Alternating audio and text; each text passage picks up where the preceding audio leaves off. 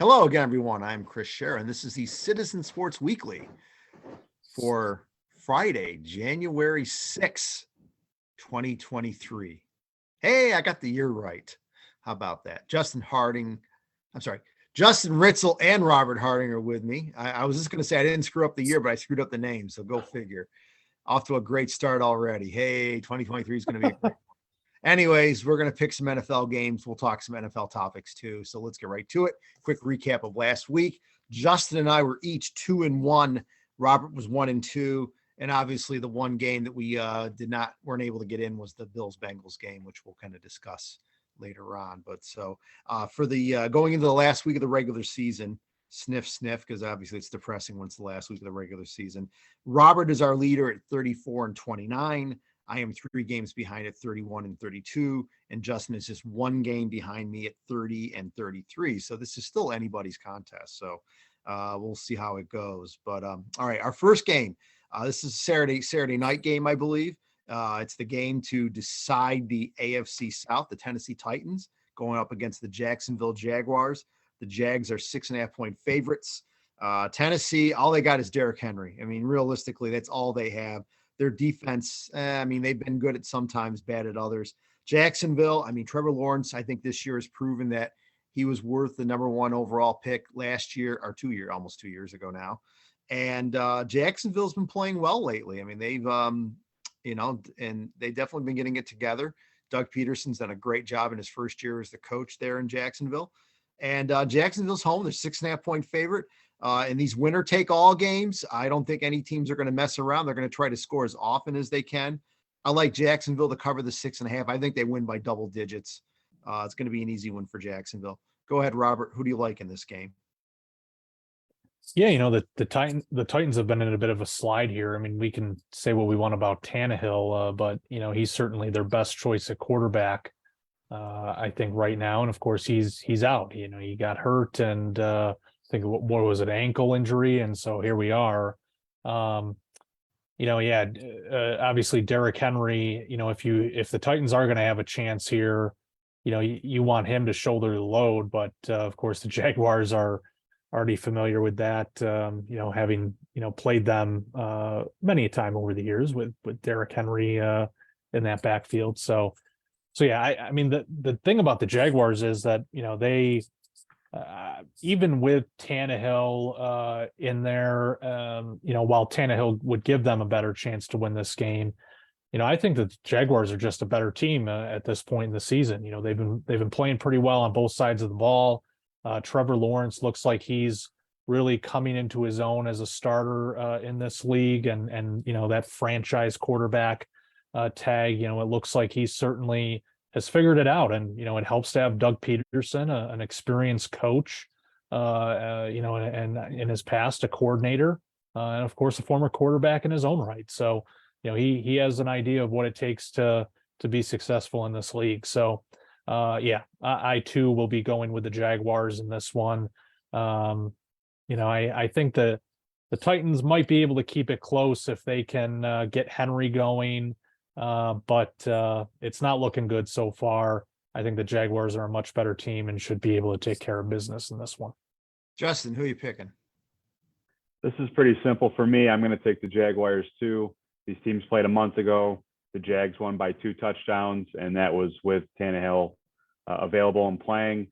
I don't think you can count on a quarterback who just showed up in the building 2 weeks ago to go in and win a game against a playoff team on the road. I guess Derrick Henry could go, prime Henry and run for a lot of yards and win this game, but he had 120 yards the last time these teams played and didn't matter. So we'll take the Jags, and I feel good about it. As a side note to this game, there's a lot of whiners out there who are saying this should have been the Sunday night game on NBC. And to them, I say, do you like watching bad football? Because that's probably what you're going to get here. The Titans are not a good team. The AFC South doesn't belong anywhere near prime time. You're lucky you got Saturday night. Be grateful for that. I probably won't be watching this game. All righty. Our next game is my Miami Dolphins. Before we get started, I want to show off this wonderful shirt that Robert got me for Christmas. He just dropped it off to my house a little while ago. And as you can see, it's the classic Dolphins logo. And I'm wearing it with my other Dolphins, my little light jacket here with a classic logo. So I'm feeling the good vibes here of the classic logo. On a little bit of a rant, though, the Dolphins are not wearing their throwbacks this weekend. This is just very disappointing because usually the Dolphins wear their throwbacks a minimum twice a season, sometimes 3 times a season. They only wore them once this season. That was the 50th anniversary of the undefeated team, the Sunday night game against the Steelers.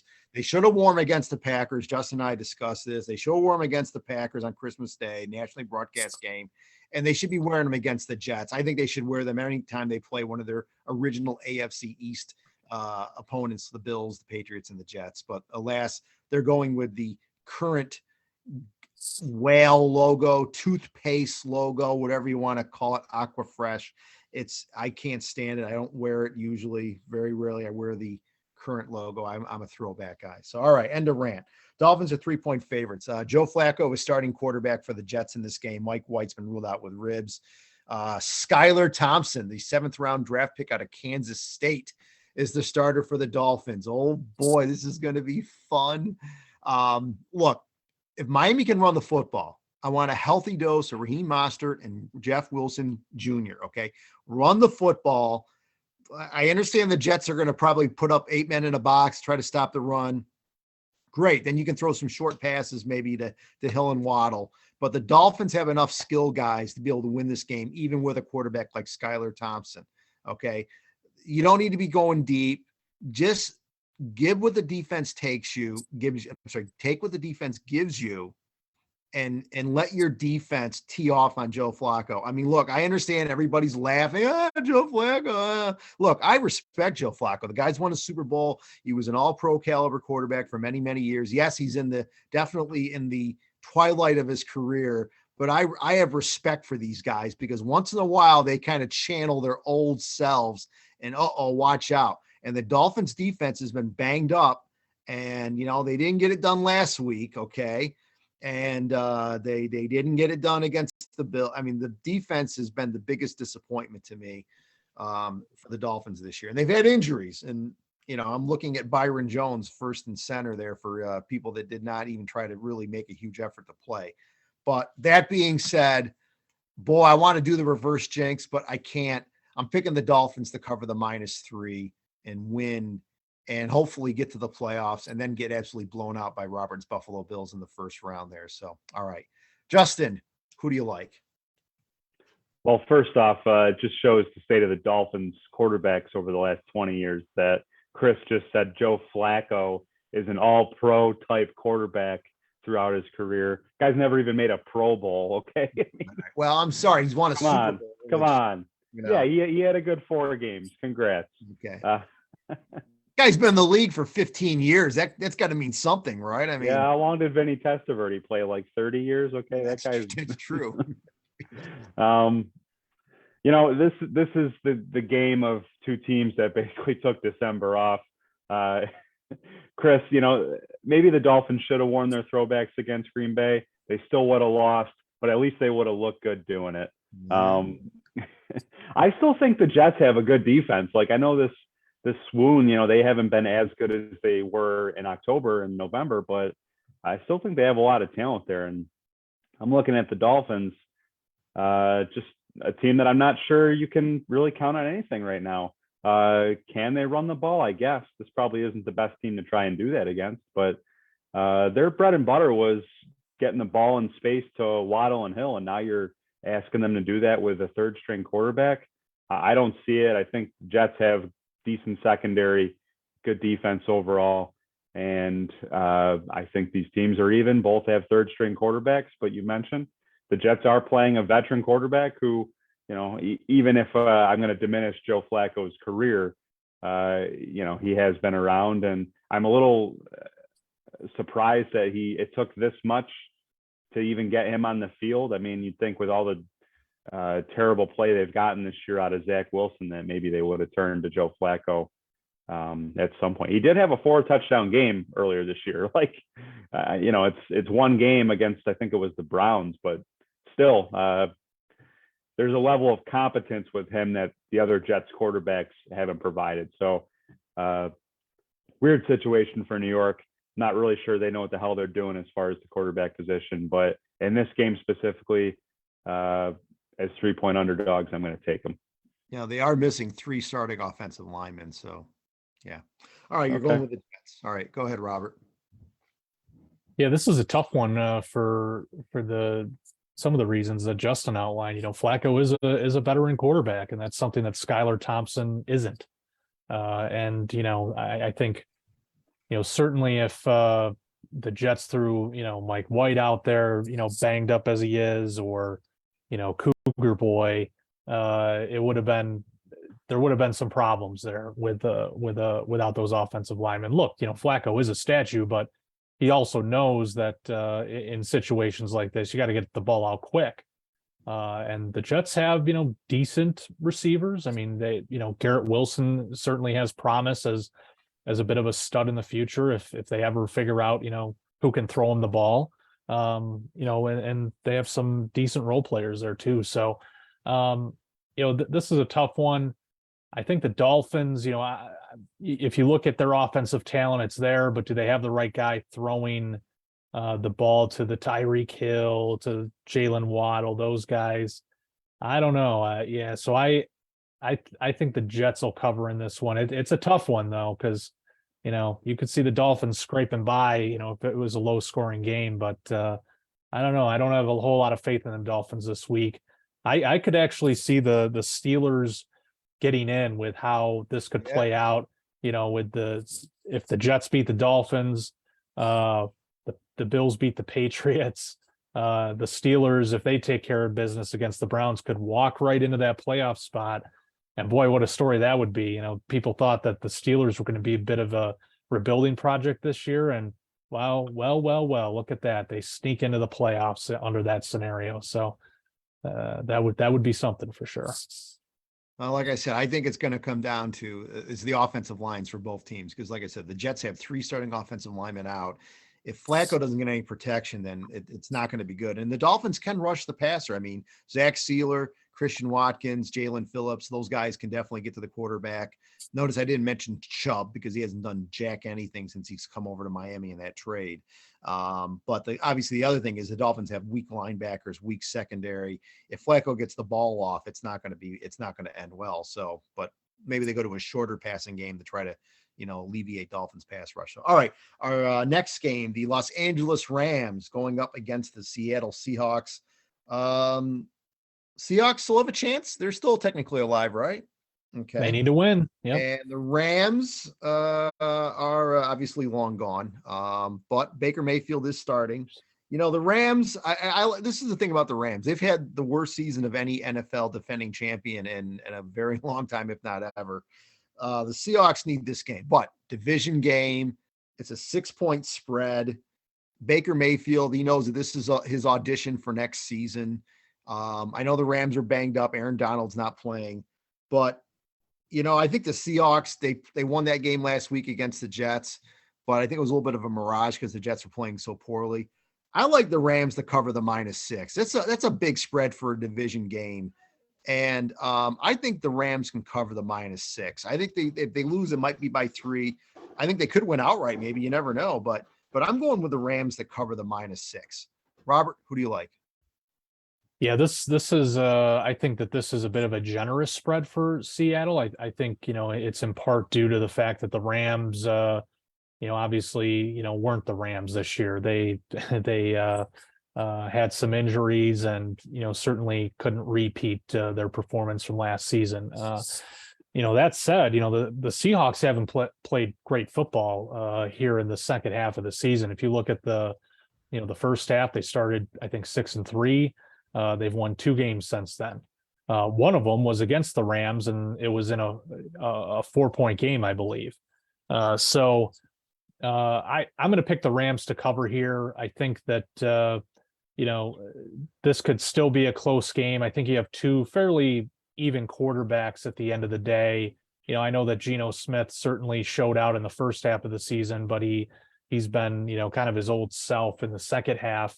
And I think, you know, you put that together and, this could end up being a closer game, and the Rams could even win, realistically. I mean, the Seahawks really haven't played good football down the stretch here, and that's why they're in the position that they're in. If they win a couple of those other games, at least one of those other games, this is likely a pretty boring week in the NFC.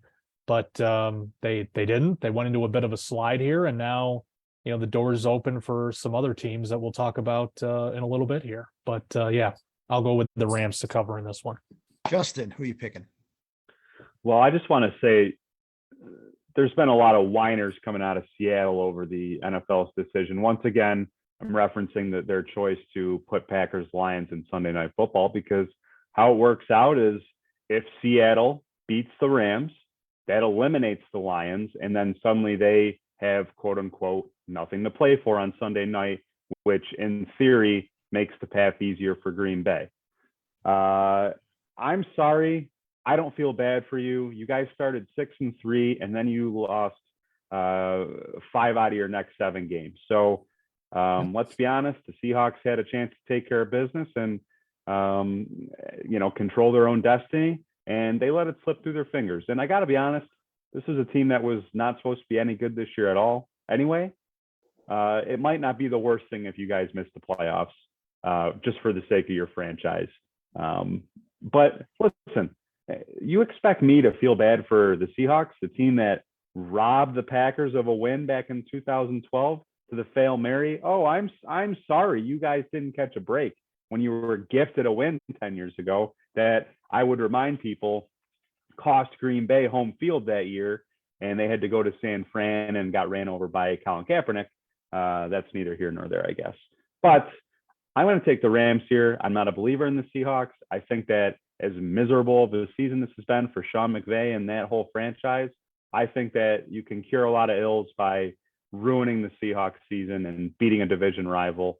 The Rams don't like the Seahawks, so I think they're going to throw the kitchen sink at Seattle, at Pete Carroll, and keep this one close. I will take the Rams. All right, we're all in agreement with the Rams. Cool. Yeah, one more thing about the Seahawks here is that looking at some of those losses recently, yeah, they lost to the Niners and the Chiefs. You can, clearly 2 better teams there, but they also have losses to the Panthers, the Raiders, and even the Buccaneers. That was that Germany game, I think. So, you win at least 1 or 2 of those games, which you probably should have. I think you're in a much different situation here than you find yourself in week 18. Our last game is Justin's Green Bay Packers at home against the Detroit Lions, -4.5. The Packers were favored.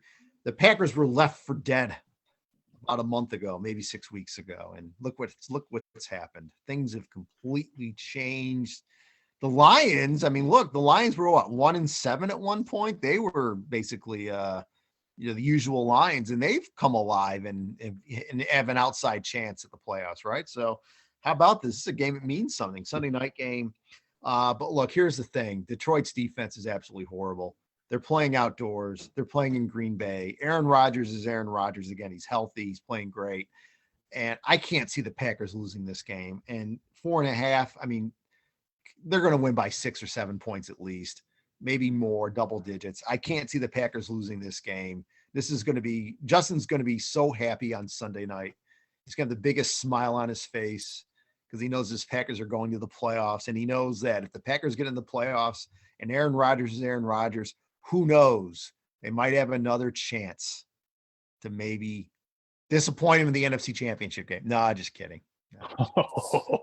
But yeah, I'm going with it. I'm going with the Packers. Justin? Well, let's be honest. If they win and get into the playoffs here, they're probably going to San Francisco in the first round. So yeah. I don't think we'll have to worry about NFC Championship. This is an interesting matchup because the Lions do have a very good offense. They've put up a lot of points this year. Their defense is dreadful. Chris is right.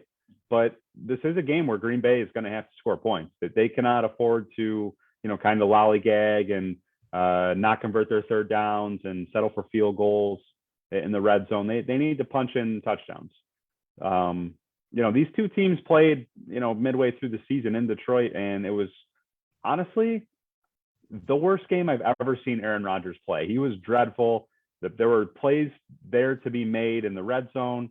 He had one play where they stuck at an extra offensive lineman and ran a play action, and Rodgers had Bakhtiari, the left tackle, wide open for a touchdown, and he short-armed him by like 5 yards. Just even with a broken thumb, not a play that you see Aaron Rodgers make in such poor fashion. So I expect their offense to do a lot better. The thing with the Lions, as much as I just praised their offense, they're like a completely different team on the road. A lot of their better performing games have come at Ford Field at home. They've struggled on the road. And that goes for Jared Goff too, as resurgent of a season as he has had. He has never been a quarterback, going back to his days with the Rams, that can win outdoors in cold weather. I don't think he's ever won a cold weather game, and the Lions need him to play well. So with all that said, Packers, Lambeau Field, prime time, possibility for snow. Listen, we've seen this game before a million times. The Packers aren't losing. They're going to the playoffs. We'll worry about how they actually fare in the playoffs next week. But this week I'm taking Green Bay. All right. Soccer. Robert? Yeah, I mean, of course, I'm going with the Packers here. I don't have a lot of faith in the Lions to go into Lambeau in early January and really make any noise. And the Packers have played pretty well lately. They seem to have found that running game. Coming into this season, there was a lot said about the two-headed monster of Aaron Jones and AJ Dillon. It seems like they've have settled into a way to utilize both those guys. And, Rodgers is, I think, more trusting of his receiving core these days. He certainly has, some options there, and, are they Devontae Adams? No, but, with Rodgers throwing him the ball, it's certainly, I think if you're an opposing defense, it certainly makes it a little more difficult with these guys that are kind of, up and coming. So, I think that the Packers have looked pretty good. They've certainly have had some nice wins lately, down the stretch here. Give credit to Rodgers. He showed up when it mattered, and this team will probably make the playoffs after, being counted out not too long ago, a month or two ago. So, again, yeah, we'll see how they fare in the playoffs, but yeah, in terms of the NFC, it seems like this is a lock that this is going to happen. So go Pack, go, as they say. Picking them to cover, right? Oh, of course. Of course. Okay. Yeah. All right. So obviously the biggest topic in the NFL this past week has been Damar Hamlin of the Buffalo Bills. It was a tragic situation Monday night in Cincinnati when he tried to tackle T. Higgins and went down after he got up and then went back down again and had a issue with his heart, a cardiac event. And fortunately, there were rescue people there and EMTs and everybody, trainers teamed up and saved his life. And of course, if you've been paying attention, you know that he's doing much better, that he's not out of the woods yet, but he's the breathing tube's been removed. He did a Zoom call with his Bills teammates this morning. So things are looking very good for him long term. So that's great news and everything. Obviously, the short term is that because the game is not going to be played and it's canceled, it does affect the playoffs and affects seedings and game sites and things. And there's a lot of logistical stuff. And Robert and I have talked about this during the week, and Lord knows I've heard enough sports talk radio that, look, there is no perfect solution. Somebody's going to get the shaft through all this. They're not going to get the number one seed, or they're going to have to play a championship game at a neutral site maybe. And there's no perfect solution here. These are uncharted waters.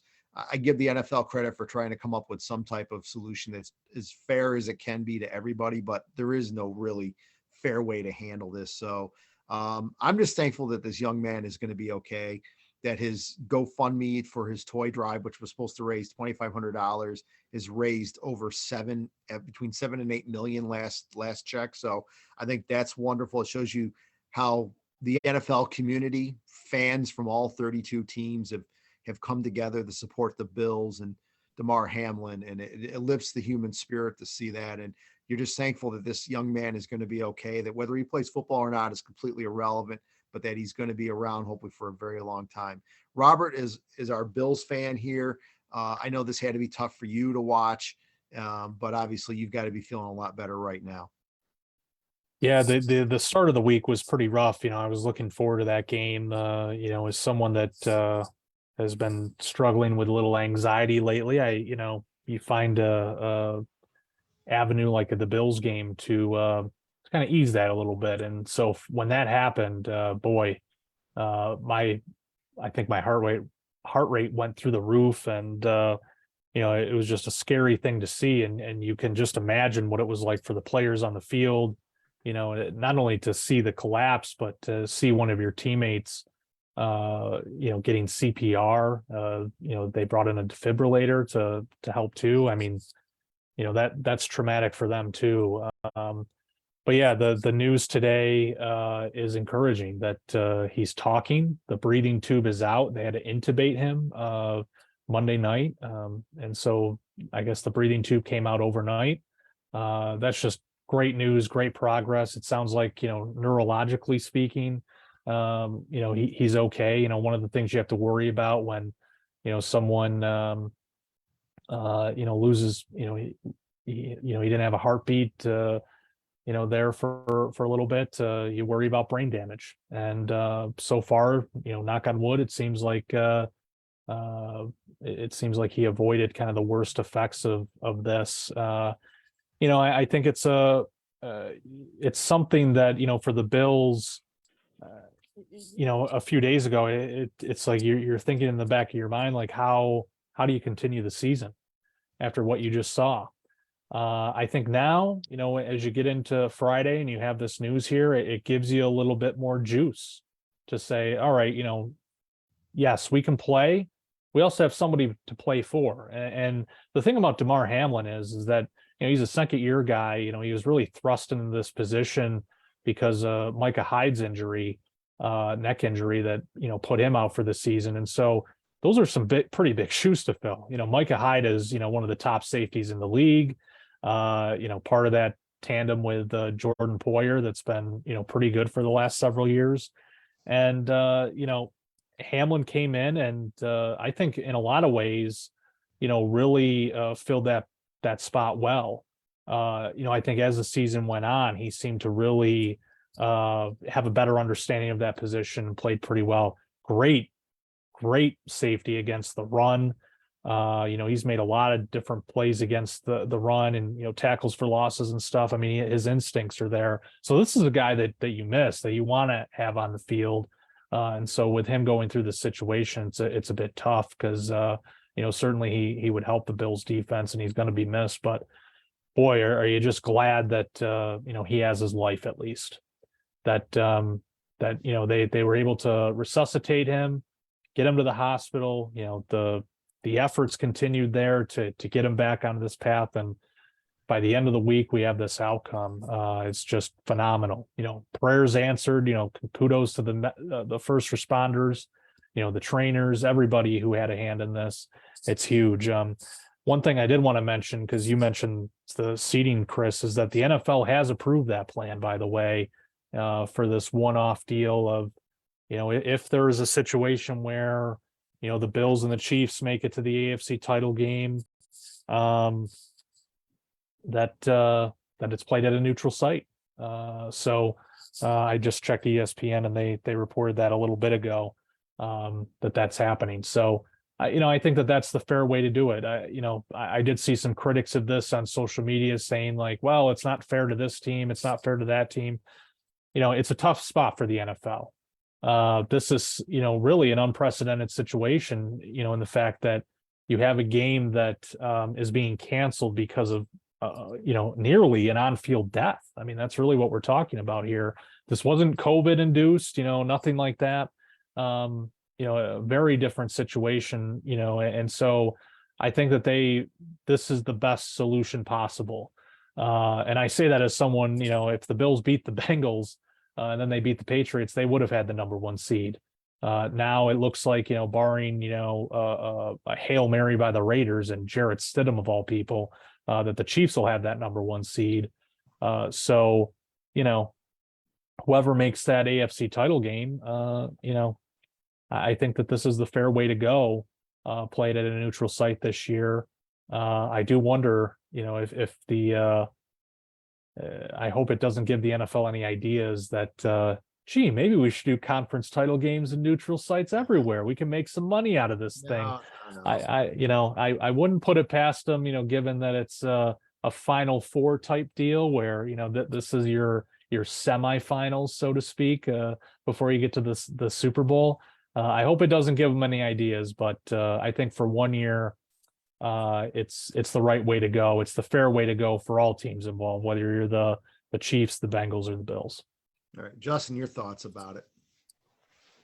Well, hats off to the medical personnel and the athletic training staff that made today's news possible. A lot of credit to them for being efficient with their time and not wasting a moment and ensuring that this guy had the greatest possibility of making some kind of recovery. And it's great news that everything continues to trend in the positive direction.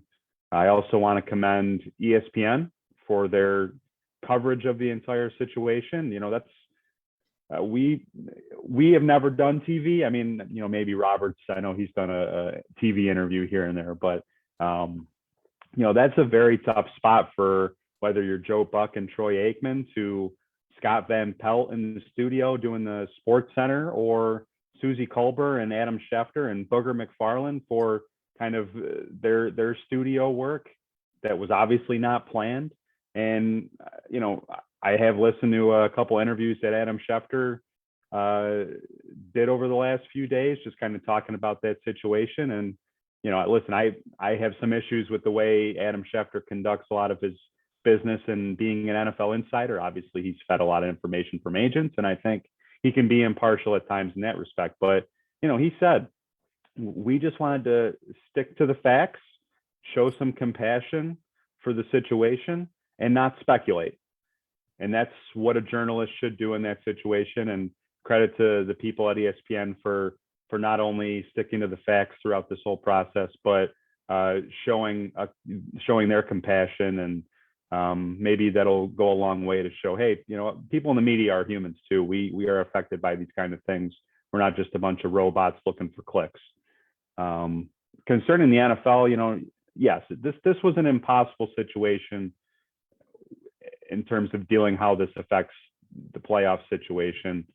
No team was going to be satisfied. The Bengals, coincidentally, who were also very classy throughout this whole thing, have voiced their displeasure with this playoff procedure. I think they're getting jobbed a little bit. Some weird stuff with, like, if this situation happens, neutral site, but if this situation happens, we're going to do a coin flip. I don't know how the NFL landed on some of the stuff, but yeah,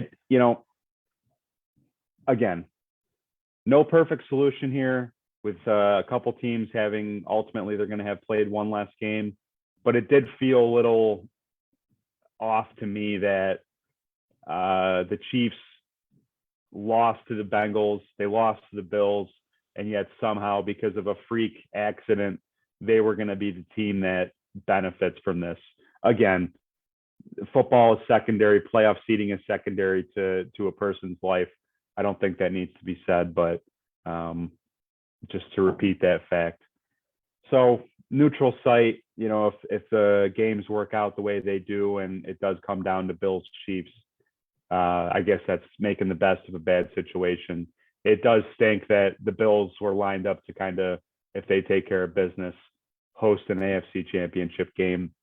That would have been a great thing for Western New York, for the Buffalo community that has been through a lot, even setting this aside, between the blizzard and the windstorm that, forced them to move and play a home game elsewhere. I'll tell you what, if the Bills go on to win the Super Bowl here, this is going to be the most compelling America's game that NFL Network could ever produce. Just hitting all the right right notes between, coming back from a devastating playoff loss, set up as the favorite this year, all the things that all the adversity they've battled through. The Bills are, they're in a lot of ways, they're for some good reasons and for some negative reasons, if we're being honest. If you want to go back to the whole way they handled the punter situation, they've been the story of this NFL season. So we'll see what happens in the coming weeks.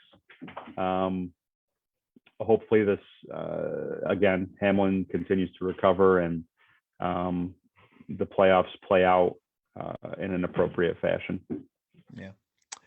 All right, gentlemen, we'll wrap it up here. And, this is the last weekend of the NFL regular season. It's kind of sad. Always, they have a full slate of games. Obviously, the playoffs are pretty exciting, but it's always fun to have that full slate. And, for me, when I'm not watching the Dolphins, I watch the Red Zone channel on DirecTV. I've had NFL Sunday Ticket now dating back to 1995, which is a really long time when you think about it now. And since 2005, I've been watching the Andrew Siciliano version of the NFL Red Zone. And there's chatter now that with YouTube taking over the package next year, that the DirecTV version, Andrew Siciliano's version, will not be transferring over. They'll use the Scott Hansen NFL Network version. And I just want to say that I've enjoyed the Andrew Siciliano version. I thought he's done a great job. He's the original. In my opinion, he's the best. And if this is his swan song, just want to say, Andrew, thank you. Done a great job. And, we'll catch you down the road someplace. So, all right, guys, thanks. And everyone, thank you for watching, and we'll see you next week.